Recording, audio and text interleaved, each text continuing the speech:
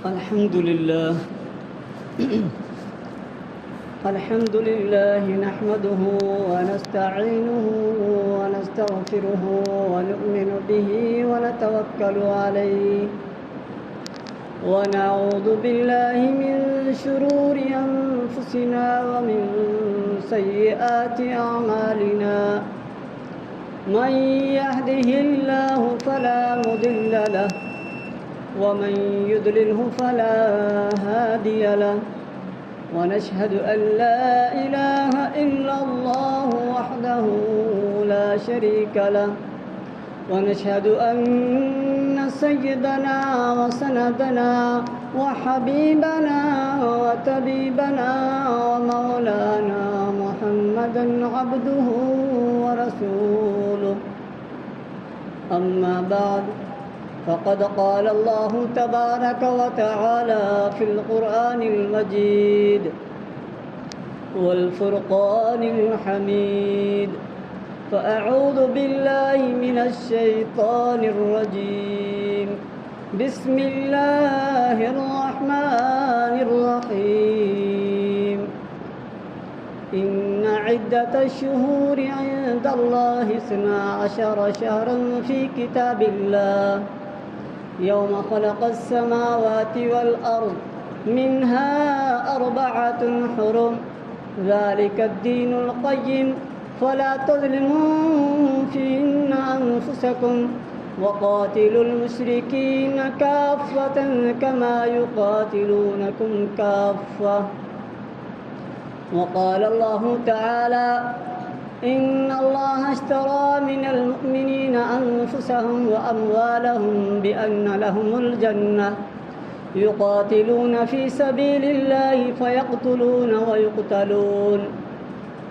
وقال النبي صلى الله تعالى عليه وسلم لو كان بعدي نبيا لكان عمر رضي الله تعالى عنه. درود شریف پڑھیں. اللهم صل على محمد وعلى آل محمد كما صليت على إبراهيم وعلى آل إبراهيم إنك حميد مجيد. اللهم بارك على محمد وعلى آل محمد كما باركت على إبراهيم وعلى آل إبراهيم إنك حميد مجيد. اللهم صل على محمد وعلى آل محمد كما صليت على إبراهيم وعلى آل إبراهيم إنك حميد مجيد. اللهم بارك على محمد وعلى آل محمد كما باركت على إبراهيم وعلى آل إبراهيم إنك حميد مجيد. اللهم صل على محمد وعلى آل محمد كما صليت على إبراهيم وعلى آل إبراهيم إنك حميد مجيد. اللهم بارك على محمد وعلى آل محمد كما باركت على إبراهيم وعلى آل إبراهيم إنك حميد مجيد. آمنت بالله صدق الله المولانا العظيم وصدق رسوله النبي الكريم ونحن على ذلك لمن الشاهدين والشاكرين والحمد لله رب العالمين. انتہائی واجب الاحترام بزرگوں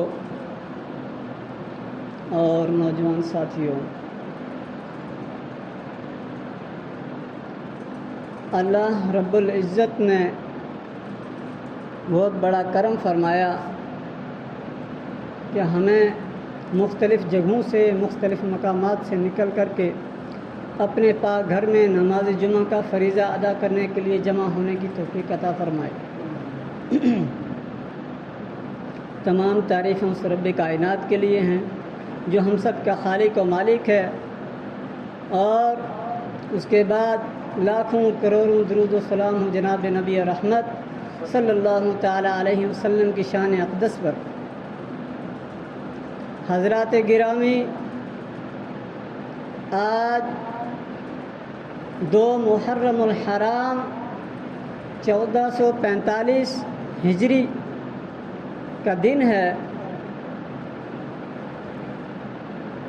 اللہ رب العزت کے نزدیک سال کے اندر مہینوں کی جو تعداد ہے وہ 12 ہے، جیسا کہ گزشتہ 1-2 ماہ سے اس بارے میں بیچ بیچ میں آپ سنتے آ رہے تھے۔ اور آج جو محرم الحرام کا مہینہ جو شروع ہو چکا ہے، تو رب کریم نے پاک قرآن کے اندر جو فرمایا کہ منہا اربعۃ حرم، کہ 4 مہینے جو حرمت والے ہیں، محترم ہیں، ان میں سے یہ تیسرے نمبر والا ہے۔ جو مسلسل 3 تھے، ذوالقعدہ، ذوالحجہ اور اس کے بعد محرم الحرام اب شروع ہو چکا ہے، اور جو چوتھا ہے وہ رجب کا مہینہ ہے۔ بہرحال آج محرم الحرام کے عنوان سے بات کرنے کا موقع تو نہیں، کیونکہ 1 محرم الحرام سن 23 ہجری کو امیر المؤمنین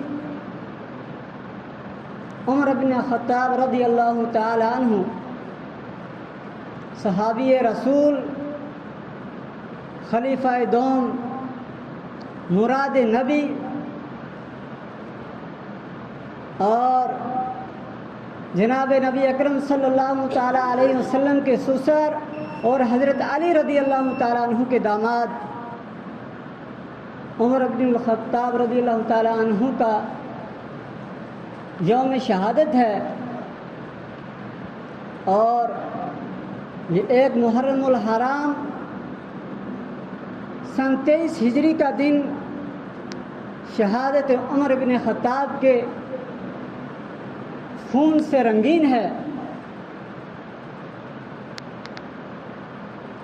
اس لیے آج آپ حضرات کی خدمت میں سیدنا عمر بن الخطاب رضی اللہ تعالی عنہ کی مناسبت سے چند باتیں آپ حضرات کی گوش گزار کروں گا۔ اللہ رب العزت نے یہ دین جو ہم تک پہنچایا ہے،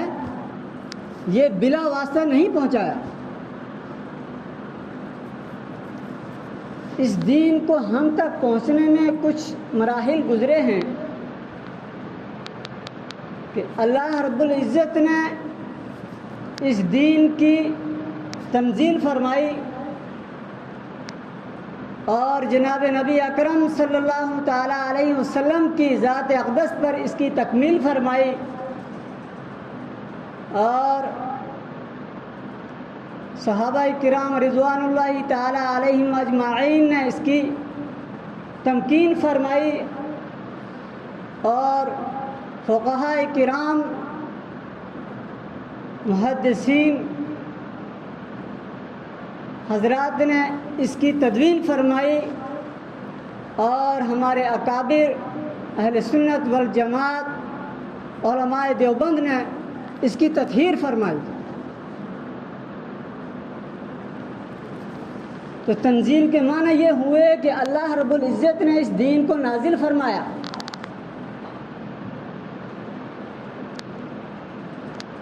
اللہ رب العزت نے اس دین متین کو جناب نبی اکرم شفیع اعظم صلی اللہ تعالی علیہ وسلم کی ذات اقدس پر نازل فرمایا، اور پھر آپ علیہ الصلاۃ والسلام کی ذات اقدس پر اس دین کے اصول و ضوابط کو کامل اور مکمل فرما دیا، اور اس طریقے سے کامل فرمایا کہ اب اس دین کے اندر کسی جگہ کمی و پیشی کرنے کی اجازت نہیں، اور اب کوئی نیا نبی آنے کی، نیا نبی بھیجنے کی ضرورت نہیں۔ اور تمکین حضرات صحابہ نے اس طریقے سے فرمائی کہ اس دین متین کی خاطر حضرات صحابہ کرام رضوان اللہ تعالی علیہم اجمعین نے اپنے جان و مال کی قربانیاں دے کر کے اس دین کو ٹھکانہ دیا، اس دین کو جگہ دی۔ اور حضرات فقہاء کرام نے قرآن کریم جو جناب نبی اکرم شفیع اعظم رسول اللہ صلی اللہ تعالیٰ علیہ وسلم پر نازل ہوا اور آپ علیہ الصلوۃ والسلام کے مبارک فرامین کو مدون فرمایا، اور حضرات اکابرین نے اس کے اندر ہر طرح کی کمی و پیشی ہونے سے پاک و صاف کر کے امت کے آگے پیش کیا۔ تو ہمارا یہ حق بنتا ہے کہ ہم اللہ رب العزت کا تذکرہ کریں، اللہ رب العزت کو یاد کریں، اس رب کی عبادت کریں کہ جس نے یہ دین نازل فرمایا۔ اور جناب نبی اکرم صلی اللہ تعالیٰ علیہ وسلم کی شان اقدس کو بیان کیا جائے، ختم نبوت کے عنوان سے، آپ علیہ السلام کی سیرت کے عنوان سے، آپ علیہ السلام کے معجزات کے عنوان سے آپ کا ذکر خیر کیا جائے، اور حضرات صحابہ کرام رضوان اللہ تعالیٰ علیہم اجمعین کا ذکر خیر کیا جائے کہ جنہوں نے اس کی تمکین فرمائی، اور حضرات فقہاء کرام کا تذکرہ کیا جائے کہ جنہوں نے اس دین کو مستنبط طور سے تمام مسائل کو نکال کر کے لکھ کر کے امت کے سامنے پیش کیا، اس کو مدون کیا۔ اور حضرات اولیاء کرام اکابرین نے اس دین کو ہم تک پہنچانے میں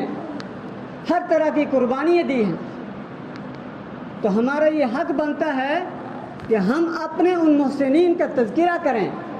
تاکہ ہماری آنے والی نسلوں کو پتہ چلے کہ ہمارے بڑے کون تھے۔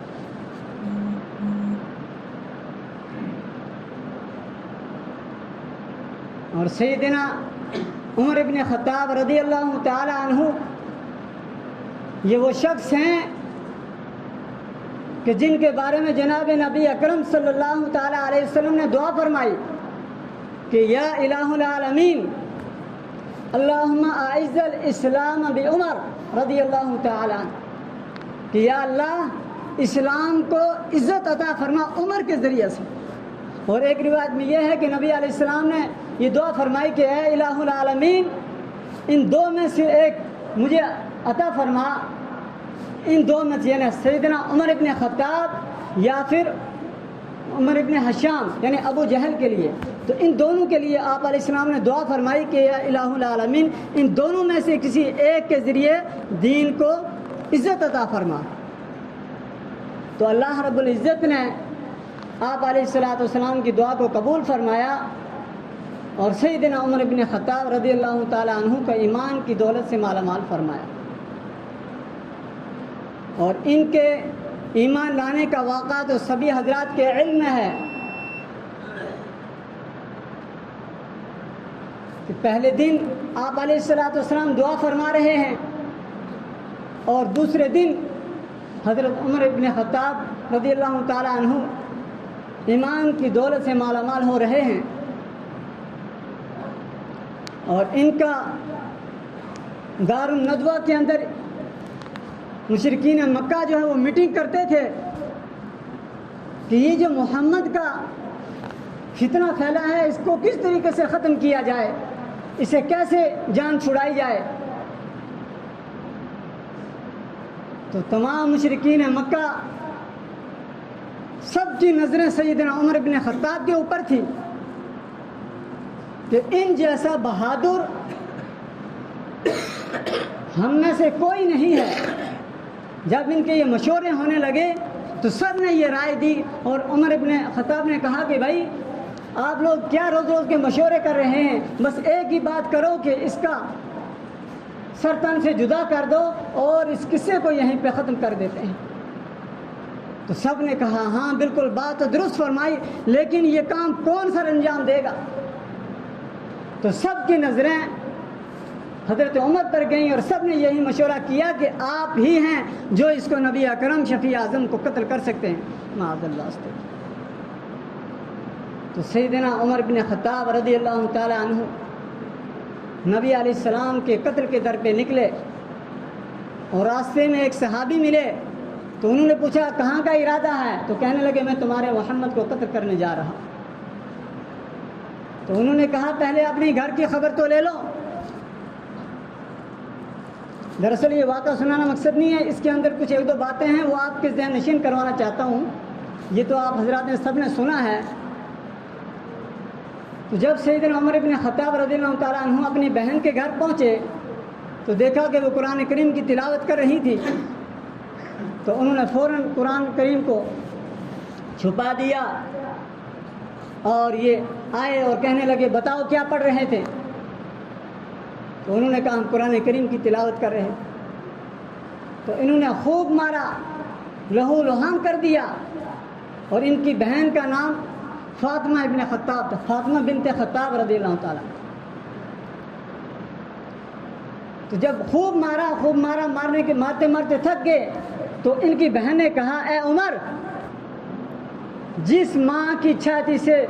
منہ لگا کر تو نے دودھ پیا ہے اسی ماں کی چھاتی سے منہ لگا کر میں نے بھی دودھ پیا ہے، اگر تم مارتے مارتے تھک سکتا ہے تو میں مار کھاتے کھاتے نہیں تھکوں۔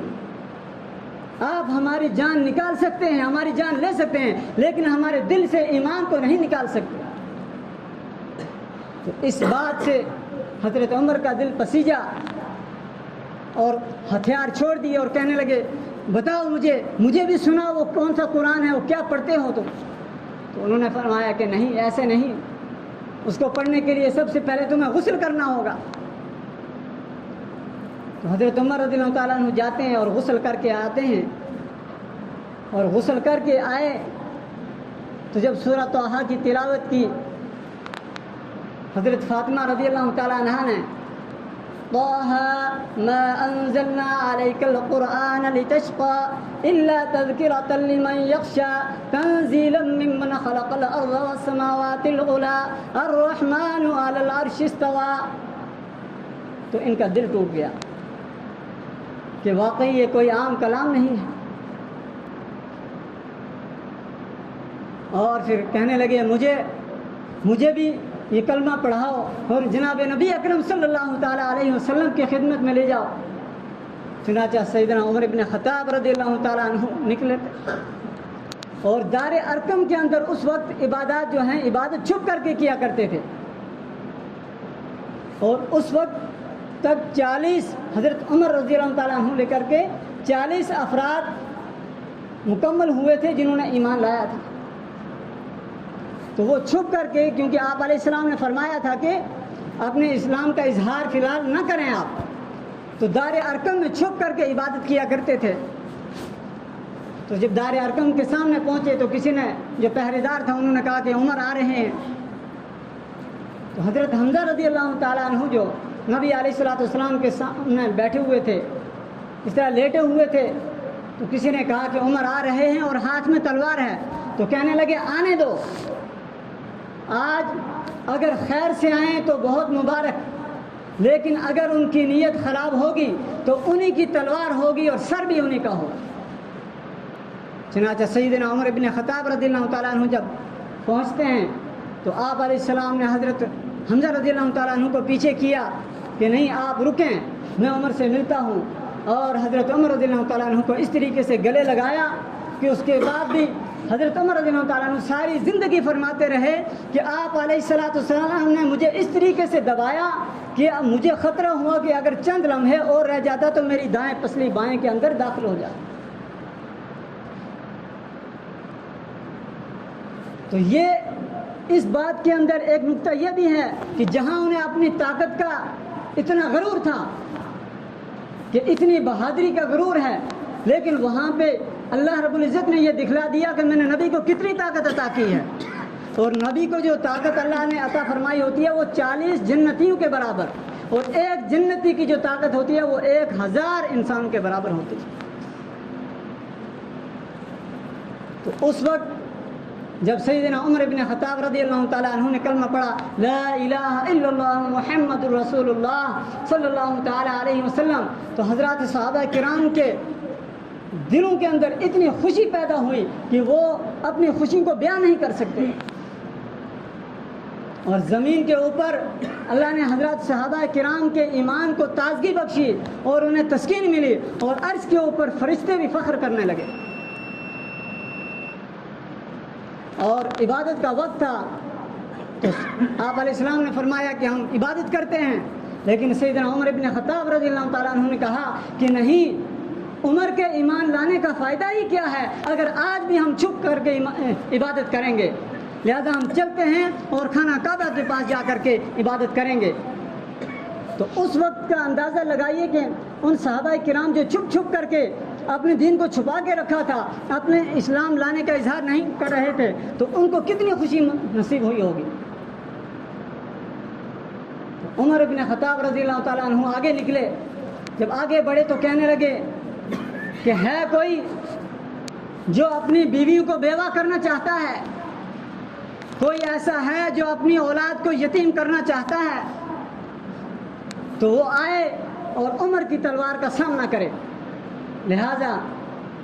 ہم رب کے گھر کے سامنے جا کر کے کھلے عام عبادت کریں گے. تو ادھر سے تو کس نیت سے آئے تھے، اور وہ مشرکین مکہ وہ کیا سوچ رہے تھے کہ عمر کون سی خبر لے کر کے آئیں گے، لیکن رب نے ایسی کایا پلٹی کہ وہ انہی کے لیے نقصان دہ ثابت ہو گئے. اور یہ تھے سیدنا عمر بن خطاب رضی اللہ تعالیٰ عنہ. اور ان کا اخلاص اور للہیت دیکھیے کہ جب امیر المؤمنین بنے 22 لاکھ مربع میل پر جو حکومت کرنے والے تھے، لیکن گھر کی حالات ایسی کہ گھر کے اخراجات بھی پورے نہیں ہوتے تھے، تو حضرت علی رضی اللہ تعالیٰ عنہ اور چند دوسرے صحابہ کرام رضوان اللہ تعالیٰ علیہم اجمعین نے مشورہ کیا کہ ہم کس طریقے سے سیدنا عمر بن خطاب رضی اللہ تعالیٰ عنہ سے درخواست کریں، کسی طریقے سے ہم نے یہ ان سے گزارش کریں کہ آپ اپنا کفافہ تھوڑا بڑھا لیجئے. لیکن مشورہ تو طے کیا، لیکن اب کسی کی ہمت نہیں ہے کہ عمر بن خطاب کو کون کہے. چنانچہ انہوں نے مشورہ کیا کہ حضرت حفصہ رضی اللہ تعالیٰ عنہ ام المؤمنین، جو جناب نبی اکرم صلی اللہ تعالیٰ علیہ وسلم کی زوجہ محترمہ تھی، تو یہ مشورہ طے کیا کہ ام المؤمنین سے ہم اس بات کی گزارش کریں گے کہ وہی حضرت عمر بن خطاب کو اس کی خبر دیں گی. چنانچہ انہوں نے یہ خبر حضرت حفصہ رضی اللہ تعالیٰ عنہ کو دی، اور حضرت حفصہ رضی اللہ تعالیٰ عنہ نے موقع پا کر کے حضرت عمر بن خطاب سے کہا کہ ابا جان، چند صحابہ نے یہ مشورہ کیا ہے کہ آپ بیت المال سے کچھ اپنے مال میں، اپنے کفافہ میں اضافہ فرما لیں. تو حضرت عمر بن خطاب جلال میں آگے اور کہنے لگے بتاؤ وہ کون صحابہ ہیں. تو چونکہ انہوں نے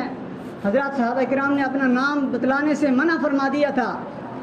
تو ام المؤمنین حضرت حفصہ رضی اللہ تعالیٰ عنہا نے نام نہیں بتلایا، فرمایا کہ میں ان کے نام نہیں بتلاؤں گی. تو حضرت عمر بن خطاب نے فرمایا کہ اگر آپ مجھے ان کا نام بتلا دیتی تو میں ان کو ایسی سزا دیتا کہ ان کے جسم پر نشان پڑ جاتے.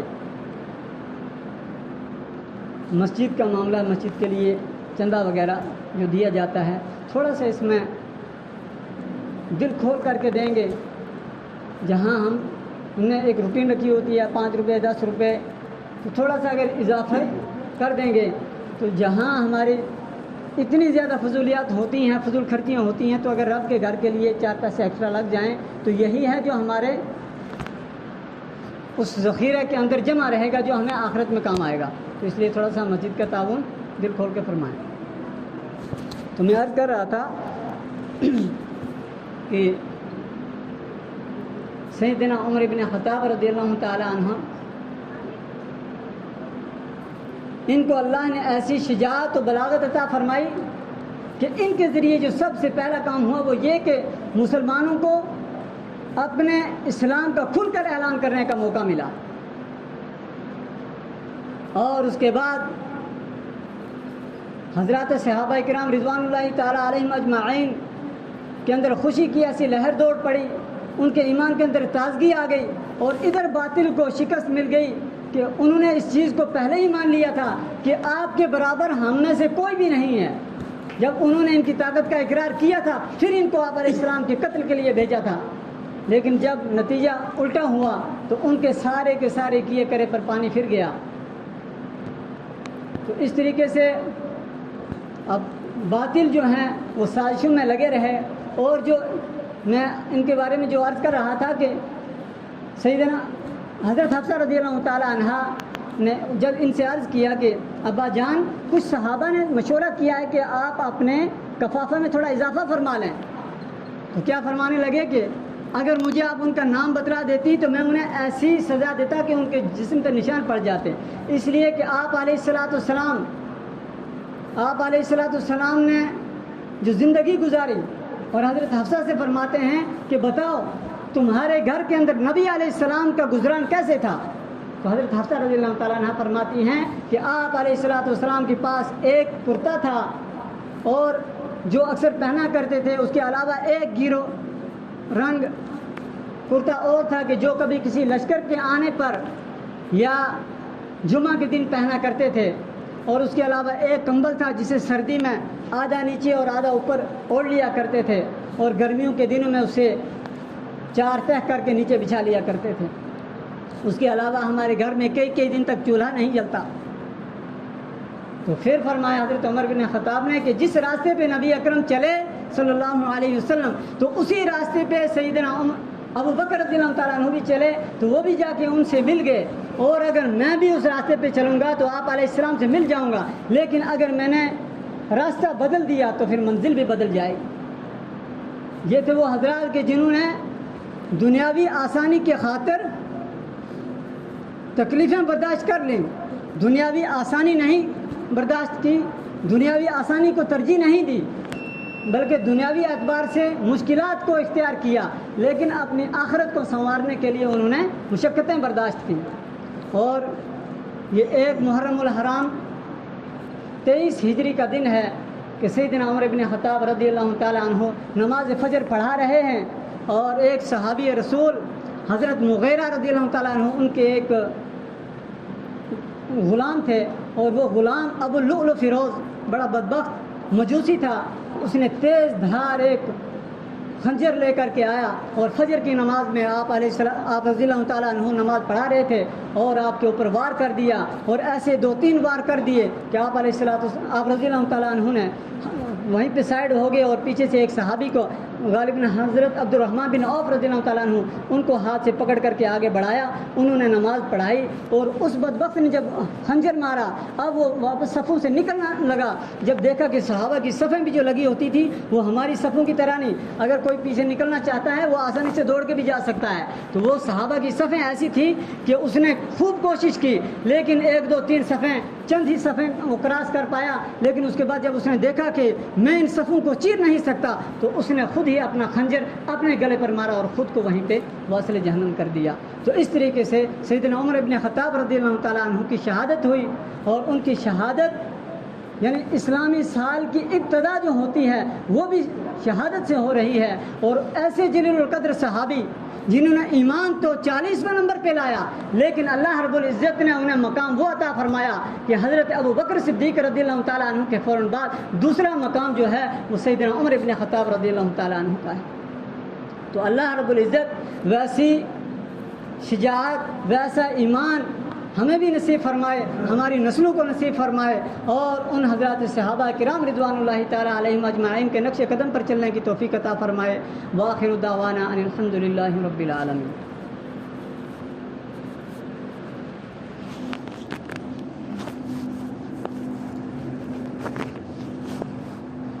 اللہ اکبر اللہ اکبر